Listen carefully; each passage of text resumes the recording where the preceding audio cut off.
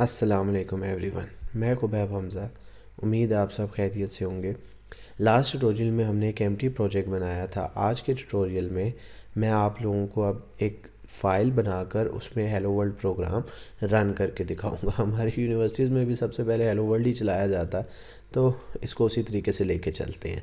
तो मैंने आपको बताया था SRC का फ़ोल्डर है जो कि एंड्रॉयड स्टूडियो, इक्लिप्स सब में होता है और इसी के अंदर हम अपनी मेन फाइल्स डालते हैं। इसके अंदर हम अपनी कोटलिन की फ़ाइल को जनरेट करेंगे। कैसे करना है? Right click, then new. ये देखिए जावा क्लास भी है और कोटलिन फाइल क्लास भी है। क्योंकि अब हमने जावा पे काम नहीं करना, कोटलिन फाइल क्लास पे करना है, तो मैं इसे क्लिक करूँगा और यहाँ पर मैं इसका नाम रख दूँगा। फॉर एग्ज़ाम्पल मैं रख देता हूँ माय फर्स्ट एग्ज़ाम्पल। आप कुछ भी रख सकते हैं। यहाँ से आपने फ़ाइल ही सिलेक्ट करना है, ना कि क्लास, ना कि बाकी चीज़ें। और इसे मैं इंटर कर देता हूँ। जैसे ही मैंने इंटर किया तो आप ये देखिए SRC के अंदर मैं फर्स्ट एग्जांपल के नाम से .kt एक्सटेंशन में एक फ़ाइल बन गई है। क्योंकि जो जावा फाइल्स थी उनकी एक्सटेंशन .java होती थी, लेकिन जो कोटलिन फाइल है उसकी एक्सटेंशन .kt है। अब मैं इसमें आपको कोड करवाना शुरू करता हूँ। अब अगर आप देखें तो मैं आपको कंपेयर करवाऊँगा कि अगर आपने जावा में एक सिंपल प्रोग्राम बनाना होता था तो आप क्या लिखते थे। सबसे पहले तो होती थी क्लास, पब्लिक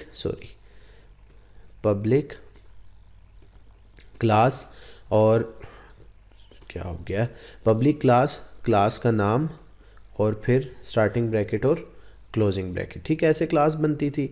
क्लास के अंदर public, static, void, main and string, args. अगर जिसने जावा में पहले काम किए सिर्फ उनके लिए मैं बता रहा हूँ, बाकी लोग परेशान ना हो कि सर ने एकदम जो है इतना ज़्यादा कोड लिखना शुरू कर दिया, हमें कुछ समझ नहीं आ रही। जो लोग जावा में काम करते थे उन्हें पता है इतना सारा कोड जो है वो हमें लिखना पड़ता था, जिसमें पब्लिक, स्टैटिक, वॉइड, मेन हर चीज़ का कोई मकसद था। वो अभी जब जावा की सीरीज़ जो मैंने बल्कि बनाई भी हुई है उसमें समझाया भी हुआ है एंड्रॉयड डेवलपमेंट में, यहाँ पर नहीं समझाऊँगा। अब देखिएगा इसके मुकाबले में जो कोटलिन है उसने कोड को कितना रिड्यूस कर दिया। हम यही काम जो प्रिंटिंग का है वो कितनी आसानी से कर सकते हैं। मैं इसको इंटर करता हूँ। अब मैं आप लोगों को बताता चलूँ, बिल्कुल बच्चों की तरह शुरू कर रहा हूँ उन लोगों के लिए जो पहली दफ़ा आए हैं, कि हमारे पास जो कंपाइलर है ना, जितनी भी ऑब्जेक्ट ओरिएंटेड लैंग्वेजेस हैं उन सब में सी जो हमारे पास लैंग्वेज है ना, इवन के बल्कि सी में भी हमें मेन का फंक्शन बनाना पड़ता है। जितनी भी लैंग्वेज हैं उन सब में हमें एक मेन का फंक्शन बनाना पड़ता है।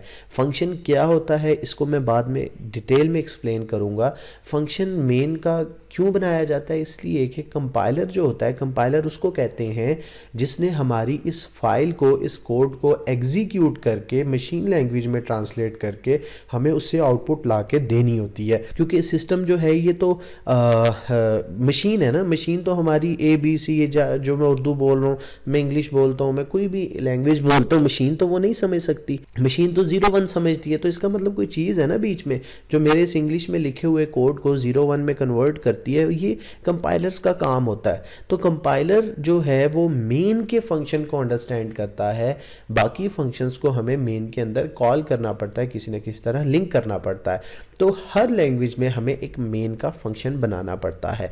मेन का फंक्शन जिस तरह ये जावा में बनता है, मैंने सिंटैक्स लिखा हुआ है, सी में और ज़्यादा आसान है, वाइड मेन वाइड लिख दो। और हर लैंग्वेज में थोड़ा सा इसका तरीका डिफरेंट है, पर नाम इसका मेन ही है तकरीबन सब क्लासेस में।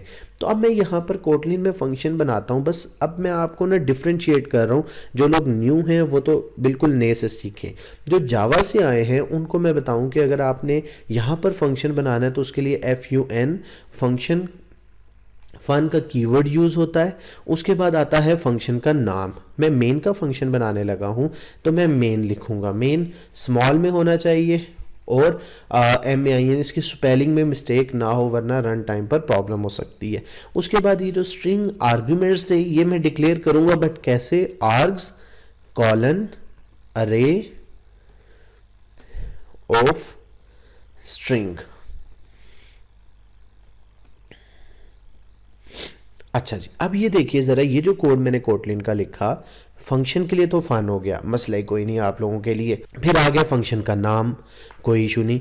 मेन है, लेकिन जब आप खुद से फंक्शन बनाना चाहें फिर आप कोई भी नाम रख सकते हैं। उसके लिए आपको वेरिएबल के नेमिंग रूल्स फॉलो करने पड़ेंगे, जो मैं आगे जाके बताऊंगा।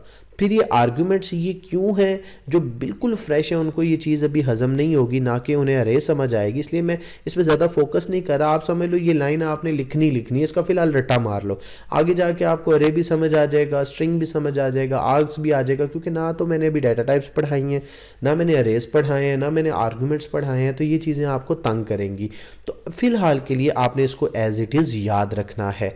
हाँ, जिन्होंने पढ़ा हुआ है उनको मैं बताऊं कि जिस तरह हमारे पास जावा में स्ट्रिंग पहले डेटा टाइप आती थी, फिर ब्रैकेट्स आती थी और फिर वेरिएबल नेम। इसमें वेरिएबल नेम पहले, कॉलन, फिर आगे उसकी अरे या जो भी आपने बनाना है और फिर उसकी टाइप। तो ये थोड़ा सा डिफरेंट है।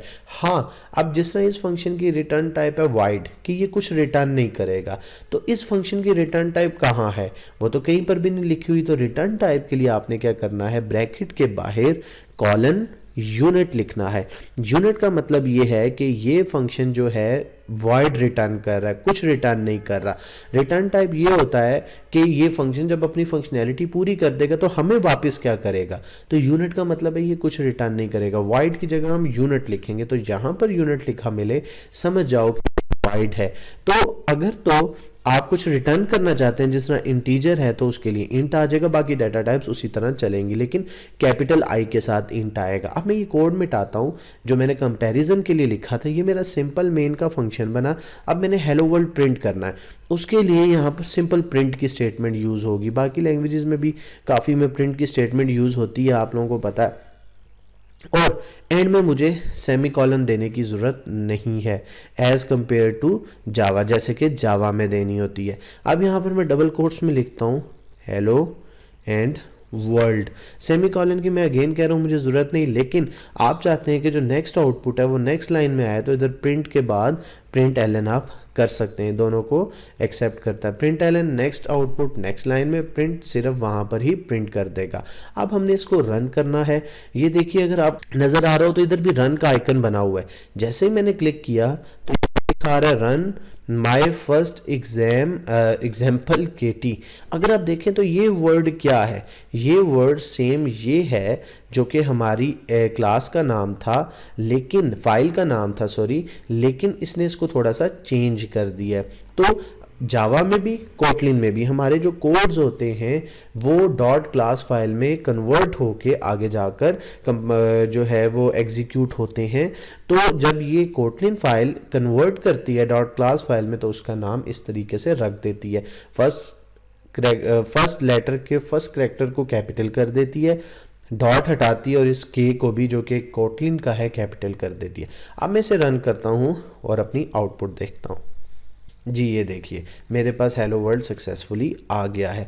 अब अगर कुछ लोगों को एक लास्ट चीज़ बताने लगा हूँ, या फिर नेक्स्ट ट्यूटोरियल में बताऊँगा, हमारा ये प्रोग्राम सक्सेसफुली रन हो गया है।